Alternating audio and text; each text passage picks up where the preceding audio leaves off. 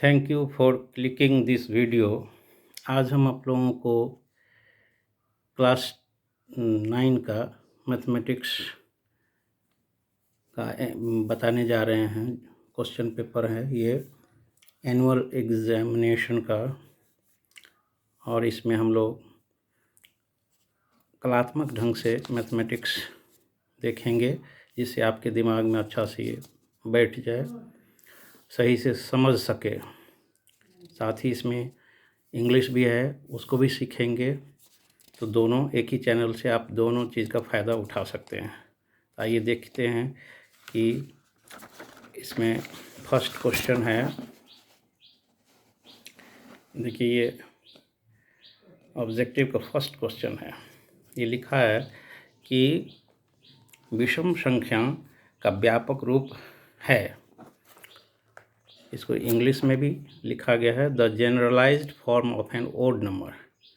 तो कहता है कि इसमें से कौन सा जनरलाइज्ड फॉर्म होगा, व्यापक रूप होगा। आप देखिए 2n-1 है, तो अगर हम n का वैल्यू 1 रखते हैं तो 2n-1 हमारा क्या हो जाता है, 2 - 1 = 1 हो जाता है। फिर अगर n का वैल्यू 2 रखते हैं तो फिर ये 2 दूनी 4, 2 2 ज़ा 4 -1 हो जाएगा, ये 3 हो जाता है। इसी तरह से फिर अगर 3 वैल्यू रखते हैं तो 3 2 ज़ा 6 -1 हो जाता है, तो 5। तो आप ये देखिए सभी ओड नंबर आ रहा है। इस तरह से आपको 7 9 सब ओड नंबर आ रहा है। इसका इसी वजह से 1 का आंसर क्या हो जाएगा, ए, यानी कि विषम संख्या का व्यापक रूप 2n-1 हो जाएगा, 2n-1 हो जाएगा। अब देखिए नेक्स्ट क्वेश्चन है कि कौन सा परिमेय संख्या है, कौन सा परिमेय संख्या है। परिमेय संख्या को इंग्लिश में क्या कहते हैं, rational number. Which of the following is a rational number. तो आप देखिए रैशनल नंबर इंग्लिश सीख सकते हैं। परिमेय संख्या का इंग्लिश रैशनल नंबर होता है। तो परिमेय संख्या इसमें से कौन होगा जिसका पूरा पूरा वर्गमूल निकल जाएगा। तो इसमें से पूरा पूरा वर्गमूल किसका निकलेगा, तो अगर हम 144 को लिखें तो कैसे लिख सकते हैं, 144 को हम 12 × 12 लिख सकते हैं। तो 2 में से एक बाहर आ जाएगा, इसलिए 12 ये निकल जाता है। और इसमें से किसी का भी स्क्वायर रूट वर्गमूल पूरा पूरा पूर्णांक रूप में नहीं निकलेगा। इसका वर्गमूल निकल गया, इसलिए इसका आंसर हो जाएगा ए। इसका आंसर हो जाएगा ए। तो क्वेश्चन नंबर 2 का आंसर ए। क्वेश्चन नंबर 2 का आंसर ए। अब आइए अगला देखते हैं। क्वेश्चन नंबर 2 का आंसर ए हो गया। क्वेश्चन नंबर 3 का आंसर देखिए। इसमें पूछता है अपरिमेय संख्या कौन है। इसमें पूछता है अपरिमेय संख्या कौन होगा। तो अब इसमें देखिए किसका वर्गमूल पूरा पूरा नहीं निकलता। इसको देखिए 10 × 10 लिख सकते हैं, तो 10 × 10 हो गया, तो ये निकल जाएगा वर्गमूल। इसका 10 आ जाएगा, इसका 20 आ जाएगा। 20 × 20 400 होता है, तो ये निकल जाएगा। ये भी 13 × 13, इसका पूरा पूरा नहीं निकलेगा। तो इसलिए क्वेश्चन नंबर 3 का आंसर हो जाएगा D. Question number 4। Question number 4 पूछ रहा है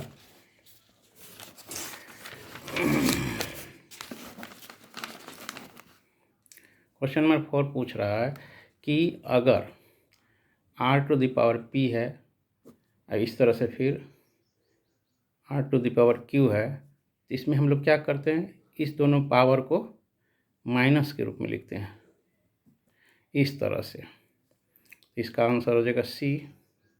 दोनों सेम पावर है तो इसको माइनस के रूप में लिखा जाएगा, तो इसका आंसर हो जाएगा सी। तो इस तरह से 4 का आंसर सी हो जाएगा।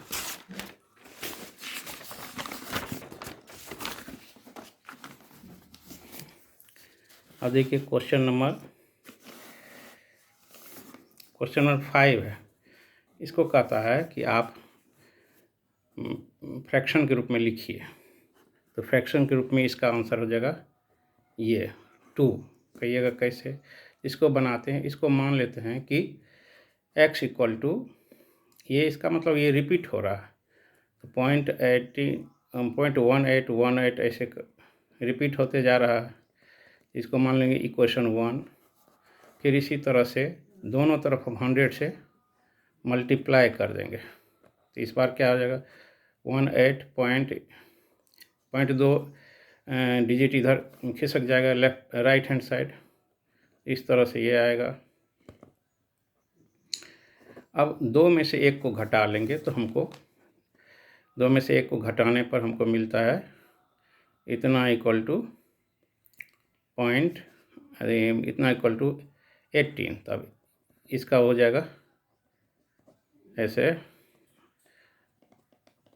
इसका आंसर हो जाएगा 2। अब आइए क्वेश्चन नंबर 6 का, अपरिमेय संख्या का दशमलव प्रसार होता है। इसका दशमलव प्रसार होता है अशांत और अनावर्ती होता है। तो इसमें से तीनों विकल्प और नहीं है, तो इसलिए इसका आंसर हो जाएगा डी। क्वेश्चन नंबर 7, इस तरह का जब भी सवाल हो तो नीचे में प्लस हो तो उसको माइनस से इस तरह से गुना कर देंगे। √3 ऐसे है तो यहाँ पर आप √3 माइनस √2, यही चीज़ ऊपर में भी लिख दीजिए। अब देखिए ये दोनों को गुना करिएगा तो आपको आ जाएगा, नीचे आ जाएगा 3 minus 2, a plus B a minus B, तो a square minus B square, तो a स्क्वायर होता है तो रूट हट जाता है, तो 3 माइनस 2 हो जाएगा, ऊपर हो जाएगा। इसको 1 से गुना करेंगे तो इतना ही हो जाएगा। अभी 3 माइनस 2 तो 1 हो जाता है, तो इसलिए आंसर क्या हो जाएगा ये वाला 7 का answer B √3 minus 2। Question number 8 कहता है इसका क्या होगा, तो a plus B a minus B, तो a square minus B square, तो a स्क्वायर तो ये हो गया। अब b का स्क्वायर होगा तो रूट हट जाएगा, तो इसलिए आंसर क्वेश्चन नंबर 8 का सी। क्वेश्चन नंबर 9, क्वेश्चन नंबर 9 में हम देखिए इसका जब भी होता है तो ये दोनों गुना हो जाएगा पावर, इस तरह से गुना हो जाएगा, ये कट जाएगा, तो 4 पर पावर 1 बचेगा, मतलब 4 हुआ, तो इसका आंसर हो जाएगा ए। इसमें देखिए दोनों पर पावर 1 ही है, तो इसको आप ऐसे लिख सकते हैं, तो इसका आंसर हो जाएगा ए। ये दोनों को मल्टीप्लाई कर देंगे, 10 का आंसर ए, 11 का आंसर। इसमें कहता है कि घात क्या है, तो इसका देखिए इस पर 1 है, इस पर 3 है, तो सबसे ज़्यादा घात जो होता है वही आंसर हो जाएगा, इसका 3 हो जाएगा आंसर 11 का सी। 12 का px इक्वल टू इतना दिया हुआ, तो x का गुणांक मत, ये x स्क्वायर का गुणांक है, ये x का गुणांक ये गुणा के रूप में 4 × x, इसका आंसर हो जाएगा 4। x का गुणांक 4 है, x में गुणा के रूप में 4 है। निम्नलिखित में से कौन सा बहुपद है। बहुपद होने के लिए ये वेरिएबल जो होता है चर राशि, उसका पावर देखिए, इसका पावर 1/2 है, तो ये बट्टा के पूर्णांक के रूप में होना चाहिए, बट्टा के रूप में नहीं। आप देखिए इस सब में क्या हुआ, x पर पावर -1 हो जाएगा, इस पे भी 1/2 आ जा रहा, तो ये आपका आंसर आएगा, ये बहुपद है। बहुपद को इंग्लिश में पॉलिनोमियल कहते हैं, तो ये भी आप सीख सकते हैं। 14, निम्नलिखित में से कौन सा बहुपद नहीं है। Which of the following is not a polynomial. बहुपद का इंग्लिश पॉलिनोमियल होता है, तो इसमें कौन नहीं है, तो देखिए इसमें इसका पावर 1/2 आ रहा, तो जब ये ऐसा हुआ तो ये पॉलिनोमियल नहीं हो रहा। 14 का आंसर बी हो गया। 15, निम्नलिखित में से कौन रेखिक बहुपद है, तो रेखिक देखिए इसका पावर 2 है, इसका पावर 2 है, इसका 3 है, इसका 1 है, तो जिसका 1 होगा वो होगा रेखिक बहुपद, इसलिए ये हो गया। 15 का ए हो गया। 16 का निम्नलिखित में से कौन द्विघात बहुपद है, कौन क्वाड्रेटिक पॉलिनोमियल है। द्विघात बहुपद को इंग्लिश में कहते हैं क्वाड्रेटिक पॉलिनोमियल। इसका भी अंग्रेजी सीखिए। और यहाँ पर देखिए द्विघात बहुपद, इसमें 3 घात है, इसमें 3 घात, इसमें 1 घात, नहीं कुछ है तो इसका मतलब 1 घात है। पावर 1 है, इसमें 2 है तो पावर 2 होता है तब द्विघात होता है, तो इसलिए ये हो गया आंसर 16 का ए।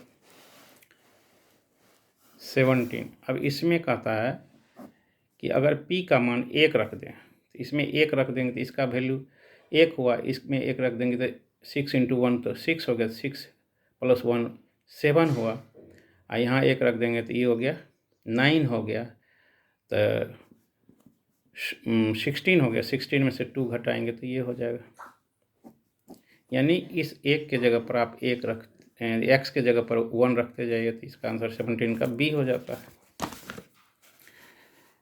18 अब कहता है कि इसका शून्यक कौन होगा, तो जिसका मान बैठा देने से, यहाँ देखिए यहाँ पर अगर एक वैल्यू रख देते हैं तो 4 × 1 × 1, 1 स्क्वायर माने 1 × 1 तो 1 हो गया, -4 हो गया, तो 4 - 4 = 0 हो जाता है, तो ये सही बैठ रहा है।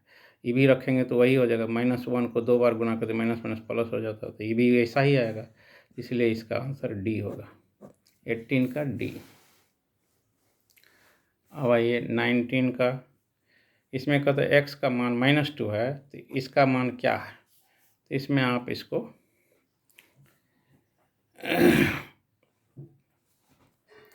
इसको इस -2 को डाल दीजिए, तो देखिए x के जगह पर -2 लिखे, फिर 4 × -2 लिखे, फिर +4 लिखे, तो ये क्या हो जाएगा 4 हो जाएगा, और ये क्या हो जाएगा माइनस प्लस माइनस हो जाएगा, ये 8 हो जाएगा, यहाँ 4 हो जाएगा, 4 4 8 होगा, तो 8 - 8 हो जाएगा, तो 0 हो जाएगा। देखिए समान चिन्ह वाले को एक साथ जोड़ते, इसका भी चिन्ह प्लस है, तो 4 4 8 8 - 8 0, तो ये हो जाएगा बी आंसर। 19 का बी हो गया। 20 इतना है तो इसमें क्या हो जाएगा, तो px का जो ये px बराबर इतना है, तो यहाँ पे इस दोनों को जोड़ेंगे तो 0 आ जाता है, तो जोड़ करके 0 आ गया, तो इसका 20 का आंसर बी हो गया। इसमें देखिए किसी भी चीज़ पर 0 पावर होता है तो एक आंसर हो जाता है, ये 1 हो गया, ये भी 1 हो गया, और -1 हो गया, तो ये 2 में से 1 गया तो 1 आंसर होगा, 2 - 1 तो 1 आंसर हो गया। इसमें कहता है इसका घात क्या है, इस तरह का मतलब हो गए, √4 का मतलब हो गया 4 पर इस तरह से घात, तो इसका घात है सी, ये आंसर हो गया 22 का। 23 इसमें कहता है शून्यक क्या है, तो शून्यक देखिए y - 2 है तो y बराबर 2 हो जाएगा, y - 3 है तो y बराबर 3 हो जाएगा, तो ये आंसर हो जाएगा।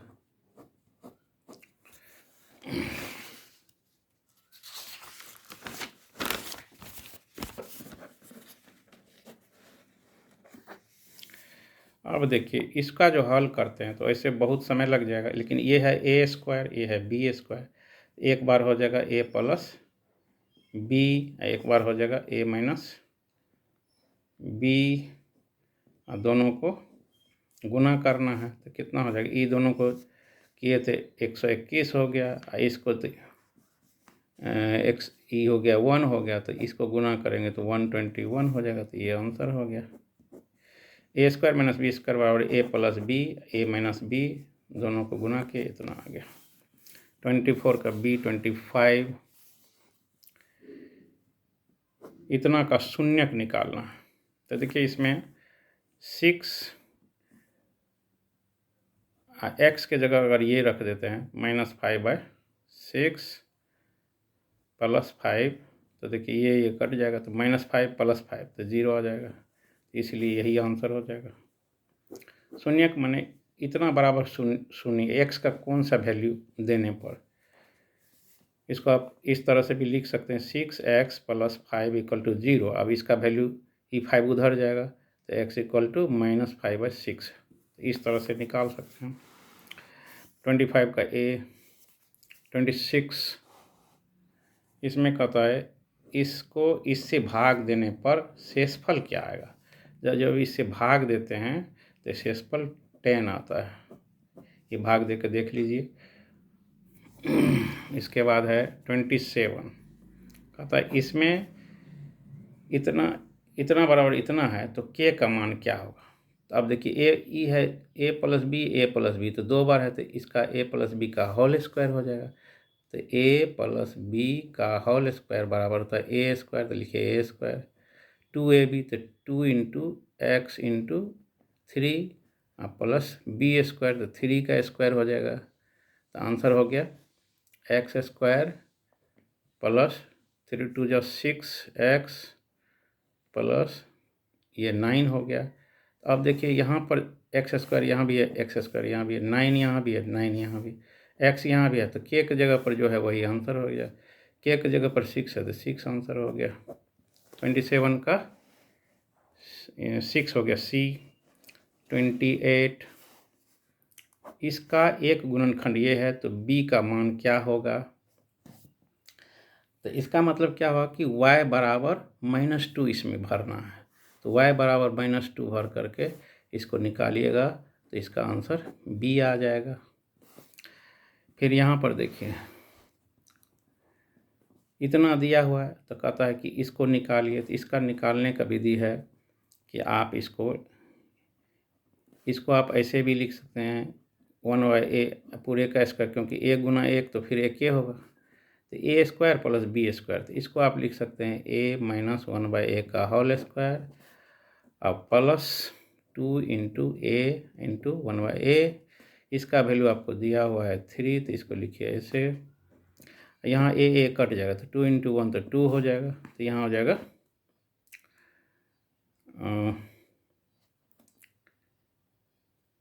यहाँ हो जाएगा कितना 3 3 जा 9 और प्लस ये 2 हो जाएगा। तो 9 प्लस 2 कितना हो जाएगा 9 प्लस 2 11। तो इसका आंसर हो जाएगा ए। अब आइए 30 निम्न में से किस बहुपद का शून्यक 2 है। तो अब देखिए इसमें अगर 2 भर देते हैं, यहाँ पे देखिए 2 पर पावर 2 -4, तो यहाँ 2 गुना 2 -4 है, तो 4 -4 हो गया तो 0 आ गया, तो यही आंसर आ जाएगा। जिसमें x का वैल्यू भर देने पर शून्यक का मान 2 है तो इसका मतलब x का मान 2 आया तो यही आंसर हो जाएगा। 30 का डी। 31 इसमें कहता है कि इसका गुणनखंड क्या होगा। तो इसका गुणनखंड ए नंबर हो जाएगा। गुणनखंड जिसको निकालने आता है वो इसको निकाल सकते हैं। देखिए इसमें क्या होता है, जिस दोनों का गुना ये हो गया वही आंसर हो जाए। गुना करके आप देख सकते हैं, या फिर निकालने की विधि हो गया, इसको आप लिख सकते हैं वाई स्क्वायर, यहाँ लिख सकते हैं -7y -3y। इस दोनों का जोड़ ये होना चाहिए, दोनों का मल्टीप्लाई करके इस दोनों का मल्टीप्लिकेशन के बराबर होना चाहिए, ऐसे लिख सकते हैं। फिर y कॉमन लिए तो यहाँ बच गया y -7, यहाँ 3 लिए तो यहाँ हो जाएगा y -7।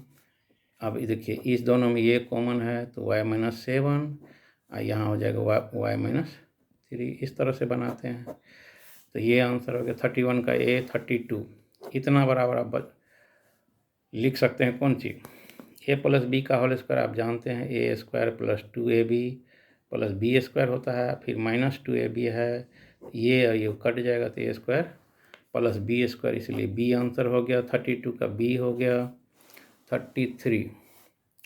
33 में है ए प्लस इतना मल्टीप्लाई इतना, तो इसका फॉर्मूला है, फॉर्मूला ये हो जाएगा आपको,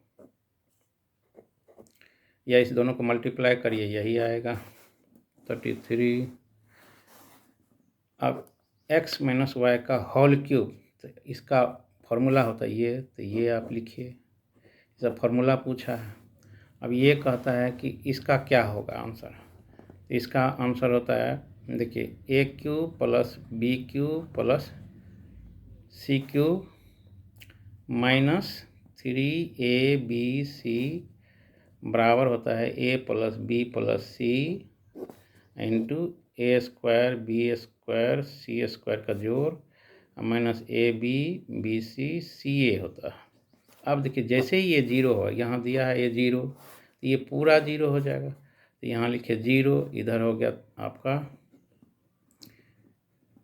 ये 3abc, इसको उठा के इस साइड ले जाएंगे तो A cube plus B cube plus C cube बराबर ही माइनस है तो इधर जाएगा तो प्लस 3abc, जीरो इसमें जोड़ेंगे तो वही होगा, तो ये आंसर ये हो जाएगा।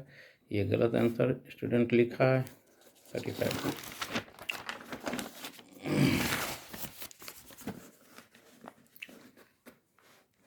36 इसमें कहता किस चतुर्थांश में ये होगा। तो जैसे हम लोग पढ़ते हैं ना कोऑर्डिनेट ज्योमेट्री, तो इसमें कहता किस चतुर्थांश में, तो इस तरह से ही होता है। ये होता है प्लस प्लस का, ये होता है माइनस माइनस का। इसमें पूछता है एक्स का वैल्यू माइनस में होता है, एक्स का वैल्यू माइनस, ये एक्स एक्सिस है तो एक्स का वैल्यू माइनस यहाँ होगा, यहाँ प्लस होगा, तो ये माइनस और ये प्लस है, तो इसलिए इसका 2 आंसर हो जाएगा। 36 का बी द्वितीय चतुर्थांश का होगा। चतुर्थांश को इंग्लिश में क्वाड्रेंट बोलते हैं, तो ये भी सीखिए। 37 मूल बिंदु के नियामक क्या होते हैं। यहाँ पूछ रहा है the coordinates of origin are, तो इसका आपको सीधा 0 0 मालूम रखना है, क्योंकि ये जो पॉइंट होता है यहाँ पे x का भी वैल्यू 0 होता है और y का भी वैल्यू 0 होता है, तो इसका आंसर हो जाएगा 37 का डी। मूल बिंदु के नियामक x का भी वैल्यू 0, y का भी वैल्यू 0। 37 यहाँ देखिए x का वैल्यू दिया है तो वो y के समानांतर होता है और y का देता है x का होता है, तो ये इसका आंसर होगा सी। 39 ये कहता है इतना बराबर 12 है तो y अक्ष को किस बिंदु पर काटेगा, इसका आंसर हो जाएगा डी, क्योंकि इसमें देखिए 0 6 भरने पर इतना आता है, तो इसका वैल्यू 0 रखेंगे तो ये 6 होता है, तो y को उसी बिंदु पर काटेगा जिस बिंदु पर इसका वैल्यू y का है, तो 6 इसका वैल्यू है, इसमें किसी में 6 नहीं है। 40 x = 7 y = -1, तो इसको इसमें रखेंगे, तो इसमें देखिए इसमें हम x का वैल्यू 7 रखेंगे तो ये हो जाएगा 7 5 मल्टीप्लाई करेंगे तो 35, और y का है -1 तो माइनस माइनस +1 हो जाएगा, तो इसका आंसर 36 हो जाएगा, तो इसका मतलब यही आंसर सही है 40 का ए। 41 का कहता है कि ये किस में स्थित होगा। यहाँ लिखा हुआ है 0 है तो y का वैल्यू 0 होता है तो x अक्ष पर होगा, x का वैल्यू 0 हो तो y अक्ष पर होगा, तो इसमें y है, ये x है, तो y का 0 है तो x अक्ष पर होगा। 41 का ए आंसर हो जाएगा। कितना सरल है। 42 इसमें y निर्देशांक पूछ रहा है, तो ये x का है, ये y का है, तो y हो गया ये वाला b। 42 का b, इतना इजी है। निम्नलिखित में से कौन सा बिंदु तृतीय चतुर्थांश में, तो तृतीय चतुर्थांश यानी थर्ड क्वाड्रेंट में जो होता है वो दोनों वैल्यू माइनस में होता है, तो इसलिए ये आंसर हो जाएगा।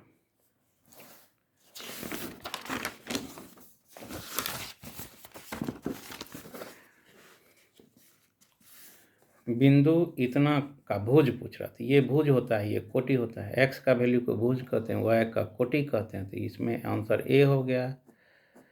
40 का आंसर ए 44 है, 44 का आंसर ए 8। 45 कहता है एक बिंदु का कोटि धनात्मक होता है। कोटि किस किस में धनात्मक होगा, तो प्रथम और द्वितीय चतुर्थांश में धनात्मक होगा। ठीक है, आप इसमें देखिए तो प्लस प्लस होगा, इसमें होता है तो प्रथम में तो प्लस हो ही गया, ये कोटि है, दूसरे नंबर का कोटि होता है, पहला नंबर भुज होता है, तो ये हो गया। इसमें भी माइनस प्लस होता है, ये भी होता है, तो प्रथम और द्वितीय। 45 का ए। 46 y अक्ष पर स्थित किसी बिंदु का नियामक होता है, तो y अक्ष पर होगा तो x 0 होगा, एक्स जीरो है इसमें, एक्स जीरो तो वाई अक्ष, वाई जीरो तो एक्स अक्ष पर होगा। 46 का सी। एक ही क्वेश्चन कितना बार होता है। 47 y इक्वल टू 9 दिया है का आलेख निम्नलिखित में से किस बिंदु से गुजरता है। तो अभी इसमें किसका y 9 है, तो यहाँ है, तो ये हो गया आंसर। 48 निम्नलिखित में कौन सी रेखा मूल बिंदु से होकर नहीं गुजरती है। तो इसका आंसर हो जाएगा x और y दोनों ज़ीरो होना पड़ेगा। तो इसका आंसर देखिए, अगर इसका ज़ीरो देते हैं तो इसका वैल्यू 2 हो जाता है, तो इसलिए ये ही आंसर हो जाएगा ए। दोनों का वैल्यू जीरो आना चाहिए। मूल बिंदु का जीरो होता है ना, तो दोनों का जीरो होता है, इसमें जीरो नहीं आता है, तो ये आंसर हो जाएगा। 49 बिंदु इतना कि x अक्ष से दूरी बताना है। x अक्ष से दूरी, ये देखिए x का है मान, ये y का मान है, तो इसका 5 इकाई दूरी हो जाएगा, है ना। x अक्ष का दूरी 5 इकाई होगा। इसका इससे पूछेगा तो ये है, इससे पूछेगा तो ये दूरी ये हो जाएगा 50 का हो जाएगा। रैखिक समीकरण इतना का मान एक हल इतना है, तो k का मान निकालिए।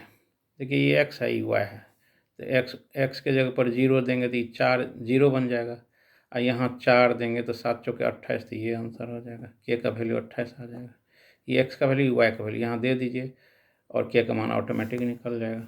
तो अब ये आंसर हो गया। 50 तक का आंसर हम बता दिए हैं। अगर आप अच्छा से लाइक सब्सक्राइब करेंगे तो इससे आगे वाला 50 क्वेश्चन भी बना देंगे।